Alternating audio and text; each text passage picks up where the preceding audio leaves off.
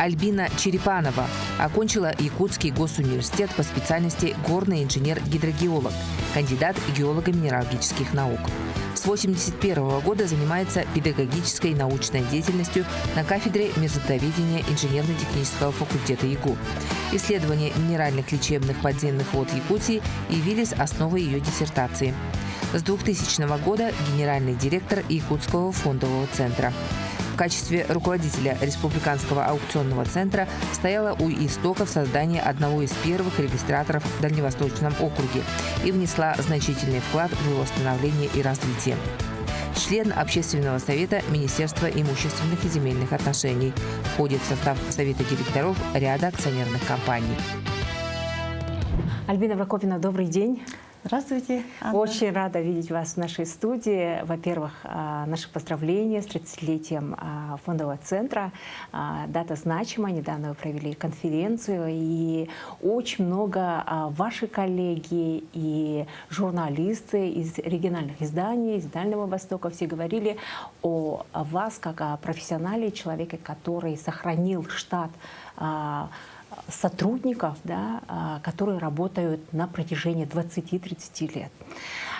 И мы не просто так пригласили сегодня в вашу студию, чтобы узнать, каким должен быть руководитель сегодня, да, потому как появляются новые люди, молодежь, и ваш опыт действительно бесценен, и хотелось бы услышать из первых уст, как вам приходится и доводится не только на месте здесь, в республике, да, в Якутске, основной головной офис, но и в Новосибирске и в Хакасии держать коллектив. Спасибо за ваши добрые слова. Да, нам 30 лет. Конечно, это срок на фондовом рынке очень большой. Сегодня мы самые первые, кто сохранился из регистратов в нашей стране, самые первые. Это был 93-й год, хотя мы на рынок пришли гораздо раньше, в 91-92 году. Что касается, вот видите, как руководитель, вы знаете, наверное, самое главное быть профессионалом и любить свое дело. А все остальное, оно приложится. И, конечно, у нас люди работают, те, кто имеют опыт работы и 30 лет, и 25, и 20. У нас нет так называемой текучести кадров, потому что те, кто приходит к нам, они познают ту отрасль, тот рынок, который вообще очень необычный. Мы же обслуживаем эмитентов разных отраслей. И энергетика, и водное хозяйство, и сельские, у нас есть предприятия. Они находятся вот на Дальнем Востоке, в Сибири. У нас филиалы Новосибирская, как вы сказали, область, и Хакасия. У нас был Алтайский край, у нас был мирный филиал, Бурятии был, да, правильно.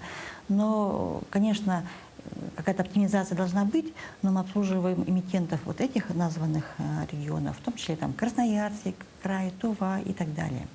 У нас более 300 эмитентов, которые работают с нами. Но как вы думаете, в чем ваша сила и вот эти сильные стороны, которые очень позволяют лавировать, да, между эмпатией и контролем, потому что руководитель — это все-таки больше про контроль? Вот чем бы ни занимался человек, допустим, да, должна быть команда сформирована. Команда единомышленников. Это отношения партнерские, доверительные и очень такие именно профессиональные. Тогда и все получается. А когда мы создавались в 1993 году, конечно, фондовый рынок был, с нуля начинался, с нуля. Мы очень много учились. Моя первая профессия, она была совсем другой, она касалась геологическая, моя диссертация касалась минеральных вод.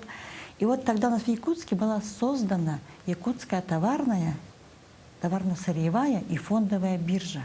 Это был 1991 год, очень уникальная структура. И мы с моим супругом решили посмотреть, что это такое. Мы там купили брокерское место тогда. Это было, знаете, как игра, что ли, это такое необычное.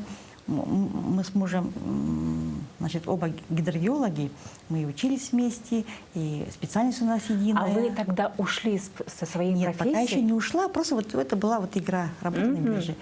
И вы знаете, это была такая надежная, созданная система.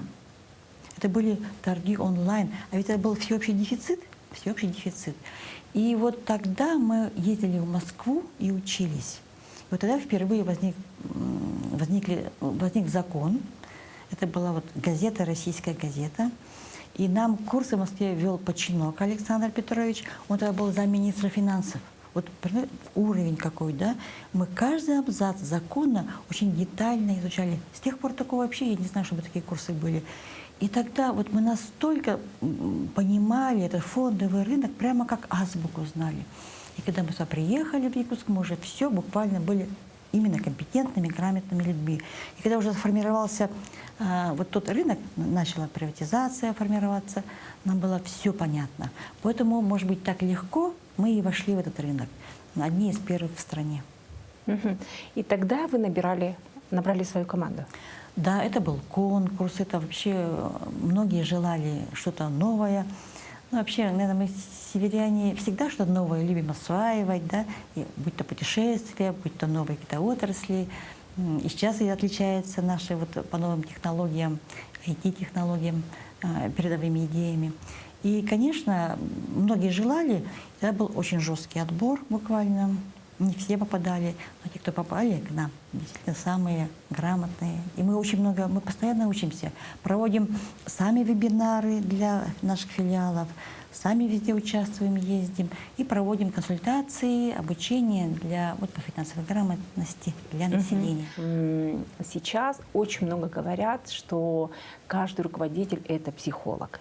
Каждый руководитель, кто-то говорит, должен понимать каждого сотрудника, кто-то говорит, нет, он должен соблюдать личные границы и сидеть в отдельном кабинете, и чисто контроль, ставить работу на процесс. Понимаете, здесь нет однозначного ответа. Или да, или нет. Да? Это все формируется, видимо, по ходу деятельности. Но отделяться — это неправильно, и иметь по ним братские отношения тоже неправильно. Должны быть такие отношения гармоничными и партнерскими, и очень доверительными.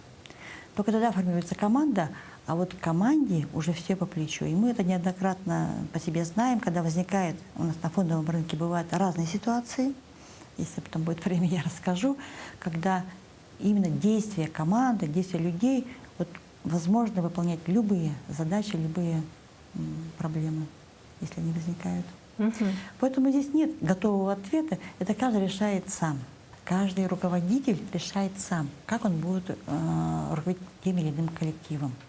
Конечно, строгость, она никуда не исчезла, контроль никуда не исчез, но тем не менее остается отношения человеческие. Вот наш коллектив, конечно, он небольшой, маленький. И когда нужна поддержка кому-то, пожалуйста, мы всегда ее оказываем. Кому бывает события мы же все люди здесь живем в нашей маленькой республике. Если нужна поддержка или там радость за человека, все это, как всегда, пожалуйста, мы всегда вместе с коллективом. Часть вашей команды, которая работает в Новосибирске и в Хакасии, очень хорошо отзывались о вас, как о человеке, который всегда даже советуется, да, что не принимает решения единолично, а звонит, ставит в известность и спрашивает советы даже. И им это очень нравится, руководству этих филиалов. Вы знаете, мы структура очень технологическая. И у нас очень много документации всевозможной. Но жизнь, она дает другие задачи. Они нестандартные жизненные ситуации бывают, и приходится иногда советоваться, как быть в той или иной ситуации. Потому что эти 300 эмитентов, у них тоже своя корпоративная жизнь разная. Не то, что там, допустим, одни собрания акционеров, они проводят эмиссии ценных бумаг, выпускают новые ценные бумаги. Это могут быть, вот у нас в Якутии жилищные сертификаты, это были уникальная бумага ценная, очень уникальная. В стране таких мало. Да? У нас Сахалинком проводил эмиссию облигаций, связанных с телефонизацией населения. Это вообще уникальный случай. И только в обсуждениях появляется реальный ответ, как проводить то или иное мероприятие, как проводить ту или иную, допустим, операцию в реестре акционеров.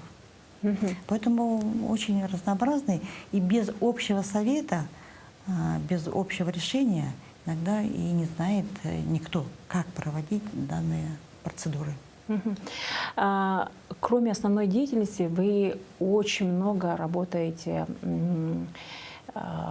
для общества. Очень много рассказываете, что такое эмитенты, что такое акции, облигации. Даже открыли, создали у себя музей, который посещают и студенты, и школьники. Вы тот руководитель, который взял вот эту миссию, да, и занимается и изданием книг, статей, которые понятны народу и населению. Когда было принято вот это решение, поскольку все-таки, наверное, когда вы становились, когда вы запускали, это были совершенно другие задачи. В какой момент вы решили, что надо просвещать население, надо говорить об этом? Конечно, 93-й год — это была совсем другая ситуация и в стране, и в Якутии, и у нас. И мы, создавая, мы стали задачу конкретную — каждого обеспечить четким учетом их активов, ну, акции, облигации и так далее. Да? А потом, когда уже вот основной период прошел приватизации, стало понятно, и новый закон вышел о рынке ценных бумаг, и там была одна фраза, что учет ценных бумаг только в электронном виде, и ценная бумага, как бумага, она исчезает из понятия. Нету больше бумаги. А мы же знаем, каждое общество выпускало бумагу защищенную, они как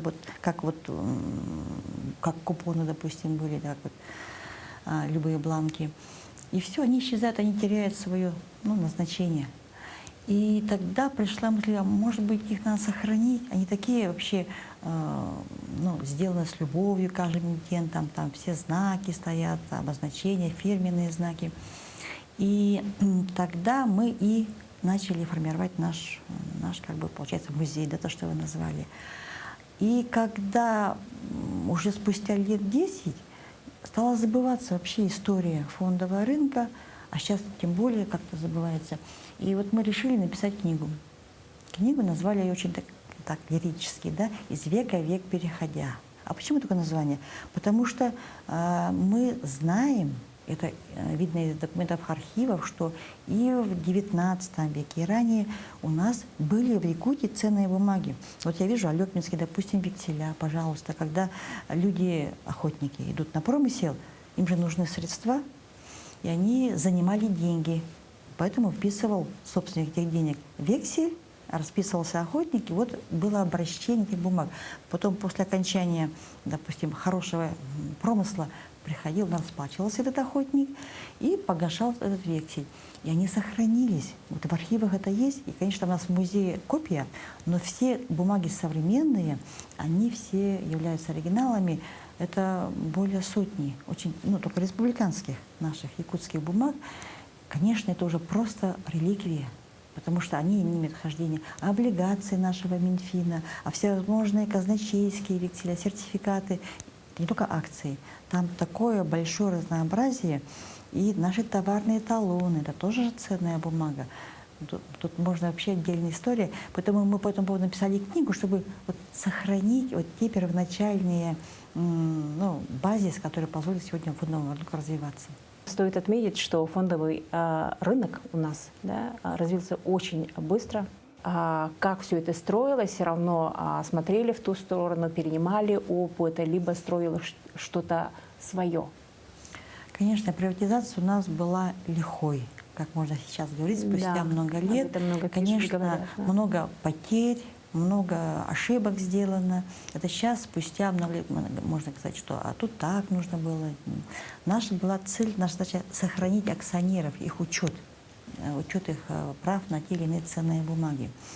Но как-то, будучи в США, выступая в Сенате перед республиканцами, кстати, да, я сказала тогда такую фразу, она мне почему-то запомнилась самой, что вашему рынку в США 200 лет, а нашему 20 лет. Но мы уже имеем те возможности, что наши граждане имеют право приобрести бумаги любой страны, которые имеют хождение на биржах.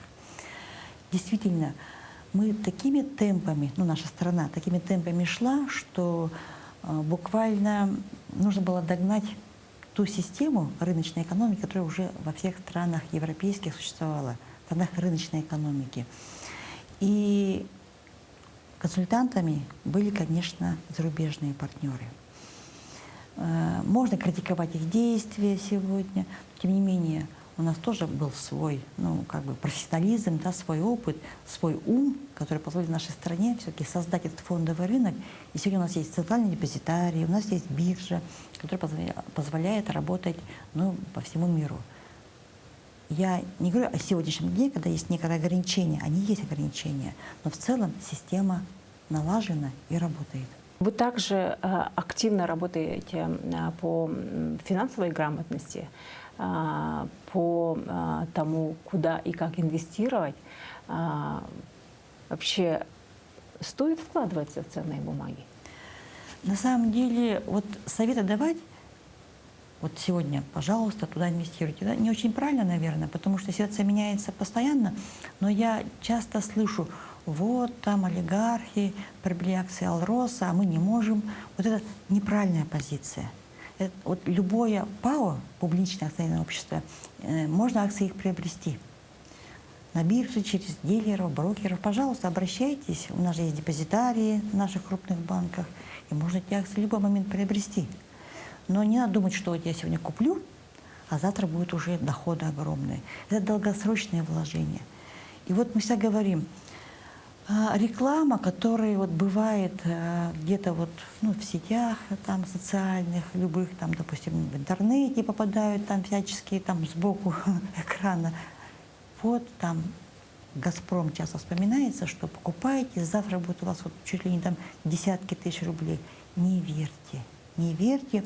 Если интересует, вы в банк сходите, позвоните, спросите, и будете понимать, что это все оказывается обман.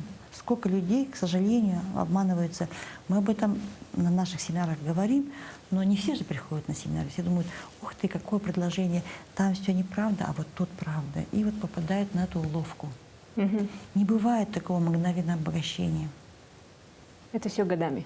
Это все годами, да, это годами. Угу. Конечно, мы, республика, славимся алмазами, поэтому компания «Алрос», естественно, акции очень ценные, дорогие.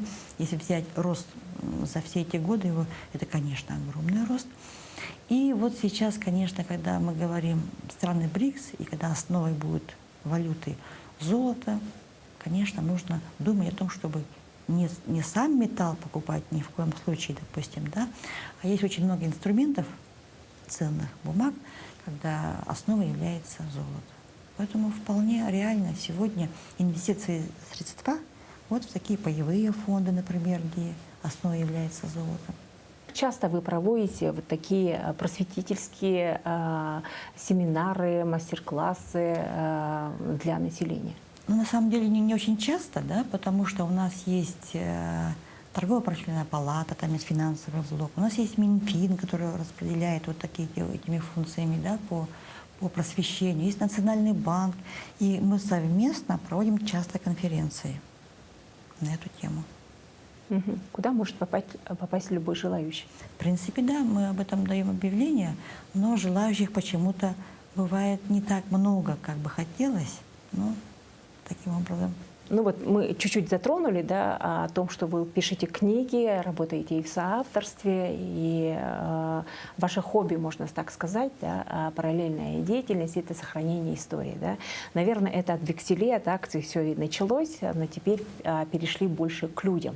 Насколько мне известно, 30 историй вы увековечили в книгах, да, написано несколько книг больше о женщинах, да, поскольку вы состоите в движении... Союз женской организации. Союз женской организации. Республика Саха-Якутия, да.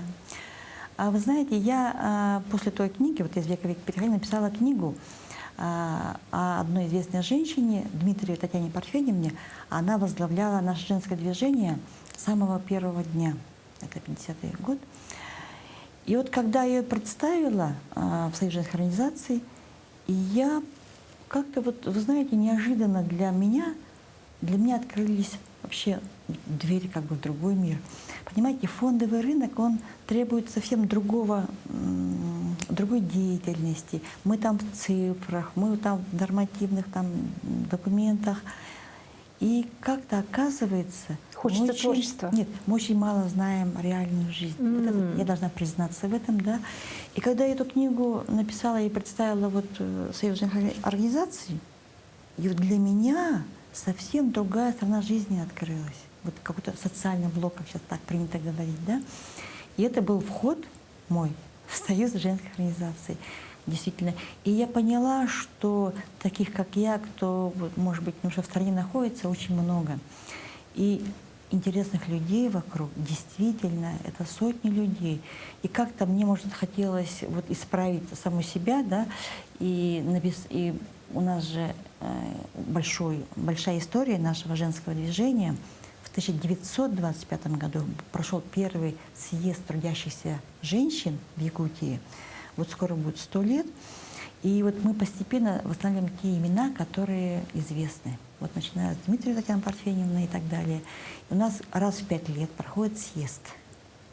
И вот вся работа в этот период, она тоже значимая. Может, ее так не видно.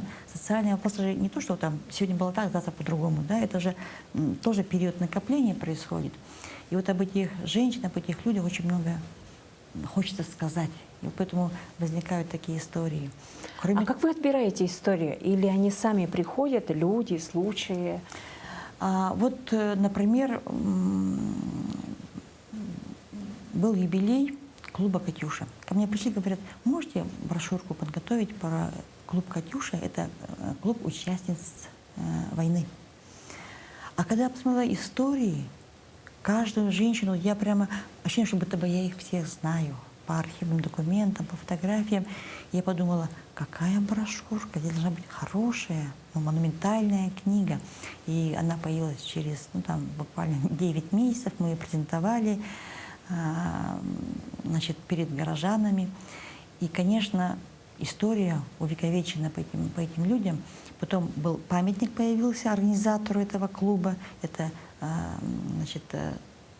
Вера Захарова. Ее все, наверное, знают у нас в Якутии. Это первая летчица, единственная из якутян, которая была участницей войны. Она этот клуб организовала, и мы потом вместе с районом памятники, бюст поставили в Дельге, где она родилась, и знак утвердили для земляков ее именем. Вера Захарова. И вот такие, понимаете, имена, они вот как бы... Их не нужно там ищешь, они вот появляются. Сейчас готовится новая книга. Это вместе с музеем имени Ярославского, вместе с родственниками. Я говорю о Корниловой Феодоре Федоровне.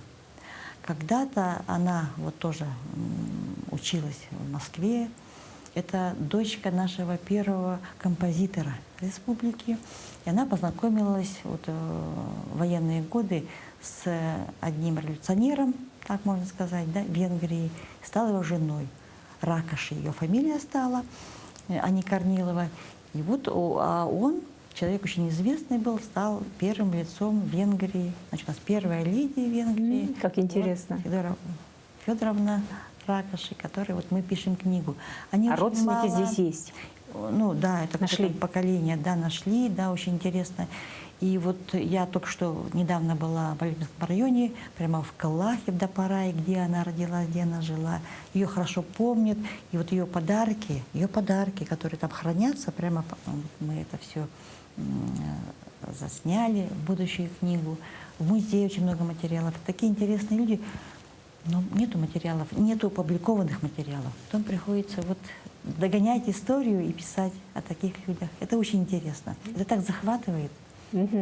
А вы как-то вот для себя определяете, что в этом году надо написать книгу, да, в этом году поддержать кинематограф? Потому что вы аудитории стали больше, наверное, известны, когда поддержали историю Карины и вообще сейчас взяли шефство над ней и даже исполнили ее желание, свозили в Большой театр, исполнили ее мечту.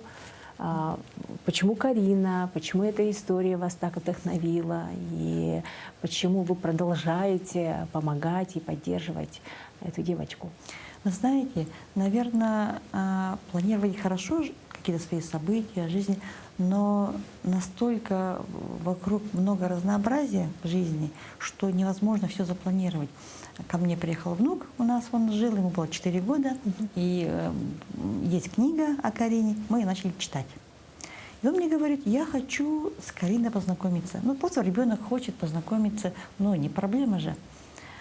И как раз, хотя она сама тоже, оказывается, из Алепинского района, о чем мы особо до этого знали, да не знали, вот, и она в это время с мамой была в Якутске. Вот просто счастье такое, да, для моего внука. Я нашла их, потому что в это время памятник открылся. И они вот приехали, и вот фотография вышла в газете, буквально вот случайно. Это вот ничего не бывает случайным на самом-то деле, да. Я маме звоню, говорю, мы бы хотели повстречаться. Она говорит, нет, мы завтра уезжаем на ракете. И я ей говорю, вы билет сдайте, пожалуйста. И она вот сдает билет. Вот как-то вот удивительно все это, да. Мы повстречались. Я понимаю, что девочка нуждается, может, в поддержке. И как раз меня провели в санаторий для ее укрепления здоровья. И я вижу, что настолько она вот изящная девочка, хрупкая девочка, такая вот прямо вся из себя тонкая. И я подумала, наверное, она сможет стать танцовщицей или балериной. Это вы определили? Тогда получается... Да, мы тогда с ней пошли в балетную школу Дарье Ивановне Дмитриевой. Она нас на занятия пропустила, и вот Карина смотрела, как девочки тренируются. Она прямо вот воодушевилась этим. И когда мы спускались уже вот с крыльца этого высокого училища, я вижу, она уже по-другому спускается, она же по-другому идет. И все, мы так решили, что после 1 класса, там такие условия, мы поступаем.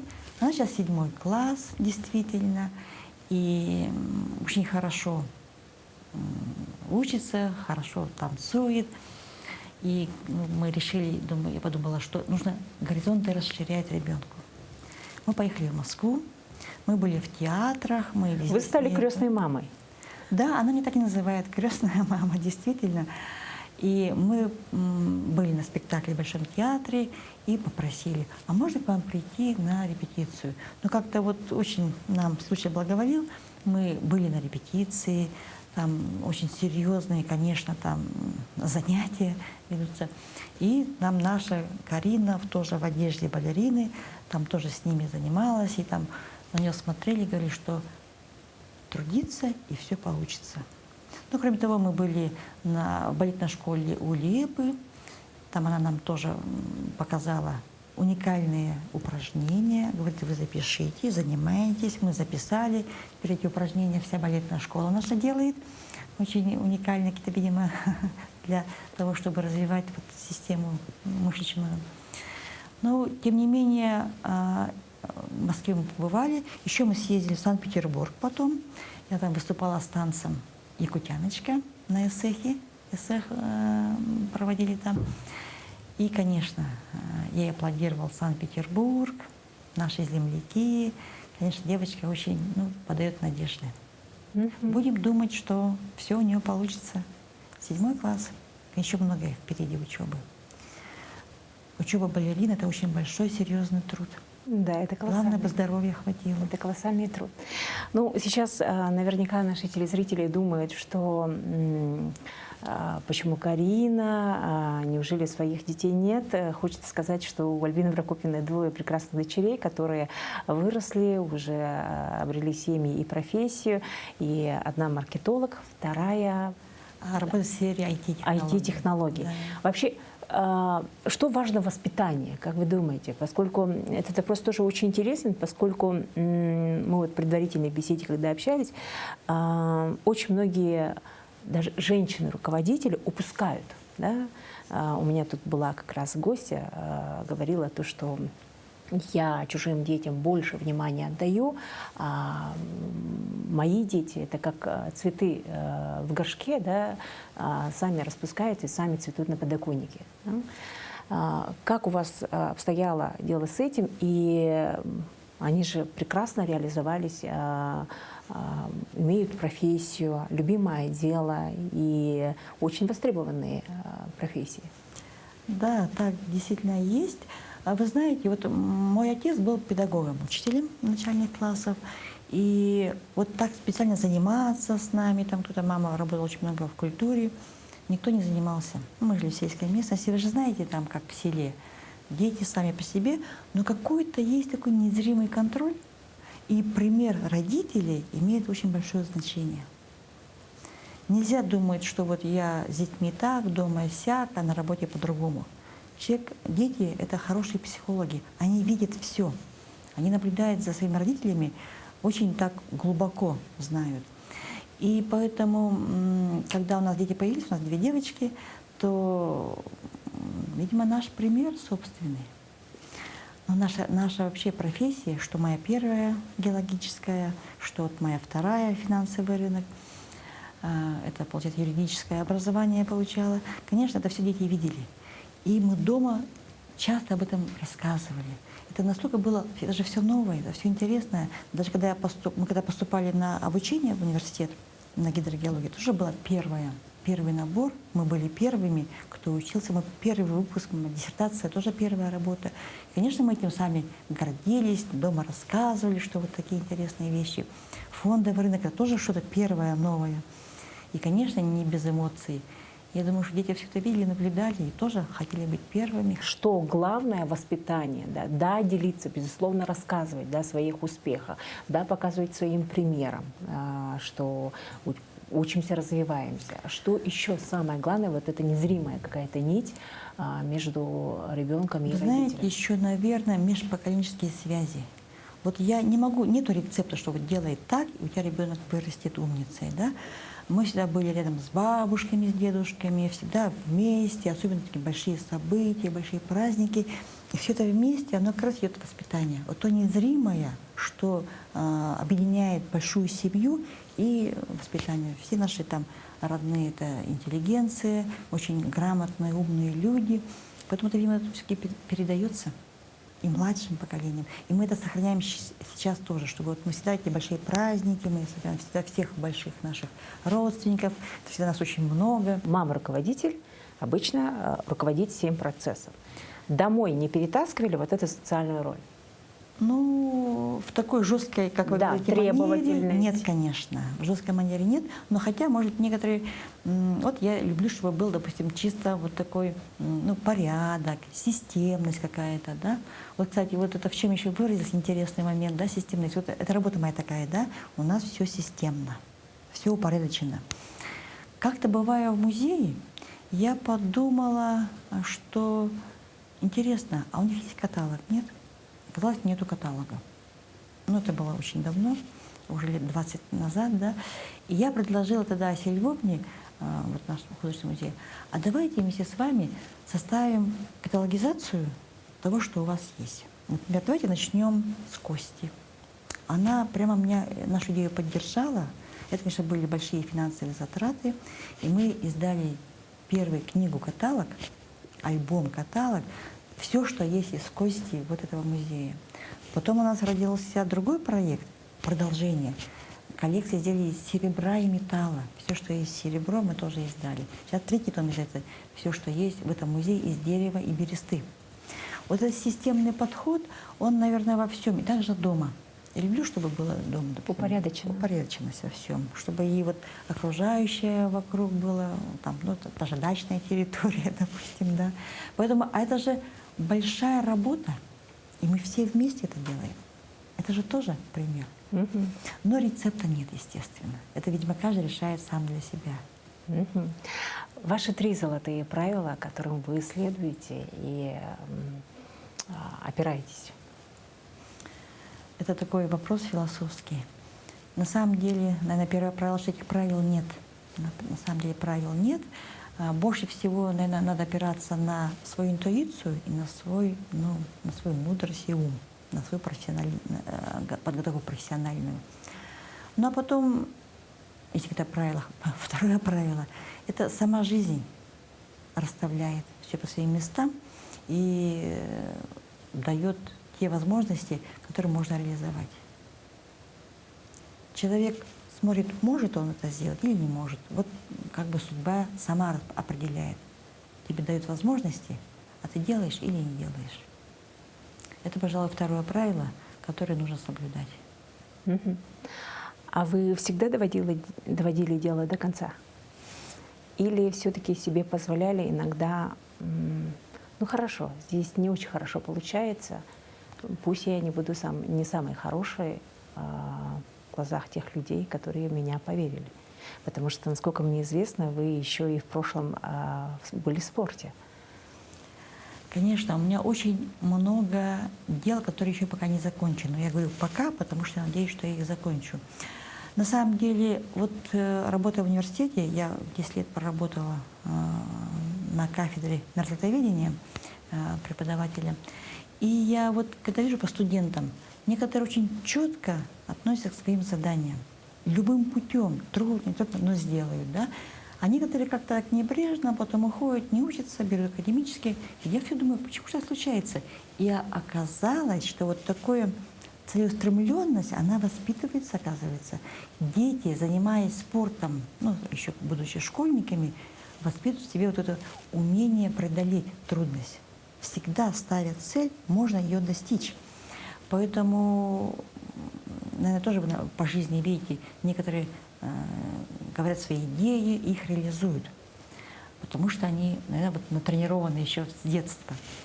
Но вот я занималась спортом действительно, была чемпионкой Сибири и Дальнего Востока, у меня там КМС по легкой атлетике, да. Это очень такое хорошее. У нас в Алёкминске, я там училась, это моя мама родом из Алёкминска, училась там. Очень хорошая спортивная школа. И мой тренер, и вообще, кто меня окружал, это великолепные люди, целеустремленные. Вообще я очень благодарна всем, с кем я встречаюсь. По-моему, там даже очень сильно развито спортивное ориентирование, да? Да, да. И да. по лыжным гонкам, Да, насколько мне известно. да, лыжник, легкоатлеты. Конечно, если бы база была бы получше, особенно если бы были возможности для выездов. Вот, допустим, когда мы в детстве очень много, нас отправляли на сборы в другие регионы, Краснодарский край, Ставрополье. И когда там бываешь, на месяцы, мы там когда учились в школах, и вот так смотришь на другие школы, на других педагогов, школьников, то как-то вот ты вырастаешь и думаешь, я также должна вот этого достичь. И вот сегодня не хватает таких выездов нашим детям на самом деле. Я думаю, вот еще пока наше слабое место. Теперь я понимаю, почему вы Карине открыли двери мира балета, да, чтобы действительно была системность и также искусство и творчество. Да. А что вас вдохновляет больше всего? Потому что вы и кинематограф поддержали, вы и книги выпускаете, вы и в женской организации, вы и музеи поддерживаете, и находите какое-то вдохновение даже в ценных бумагах, облигациях, векселях. Что вас больше всего вдохновляет?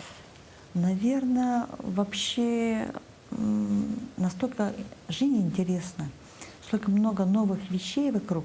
Вот часто говорят, мы родились так поздно, уже все открытия совершены. Ничего подобного. Всегда можно открыть что-то новое, интересное.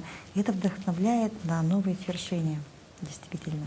Поэтому вдохновление, оно вот, видимо, есть там в душе и в сердце. Потом у меня очень хорошая семья, меня поддерживает в семье. Спасибо большое за интервью. И, Альбина Прокопьевна, желаю вам и вашей команде крепнуть, также продолжать работать и такой же дружной компанией, поскольку я воочию это увидела на конференции, и всяческих успехов. Спасибо. А нашим якутянам хороших инвестиций.